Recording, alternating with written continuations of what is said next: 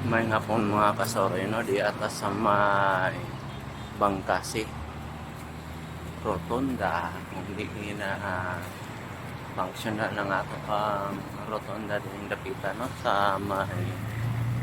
Bangkasi Airport mga kasoroy kung di makita nato no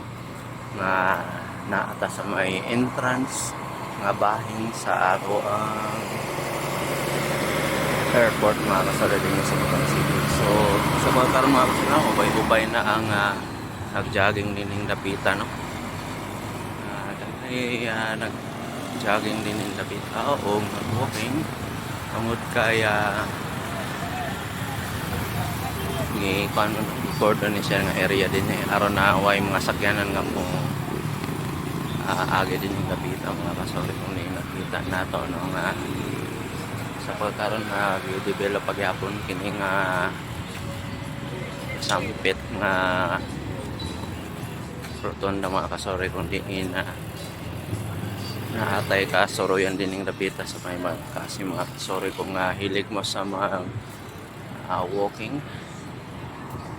and then jogging okay kayo din yung dapitan mga kasoroy no kung di na risk ko gapon ang hangin din yung dapitan isan pa man nga highway ni din dapita pero okay pas all right ang kayumtang din yung dapita mga kasoroy so pagkakaroon nun din yung dapita utang yapon sila og Carabao grass din yung dapita mga kasoroy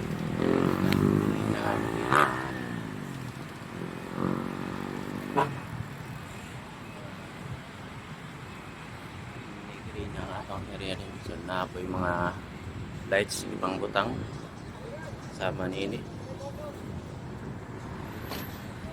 so paabotan no kung madayon ba to ang design din yung dapitas ito nga bahin ang balangay po so kanina rin dapito mga kasori pahingon sa may Buena Vista area o paingon dito sa may Macapagal Bridge so itong napita mo ang paingon sa may Butuan City proper so naamoy time din yung mga mag-jogging o mag-walking din yung mga kasoroy pwede kayo din nakita sa itong Bangkasi Rotonda ngayon open na kanin sa publiko para mga kasoroy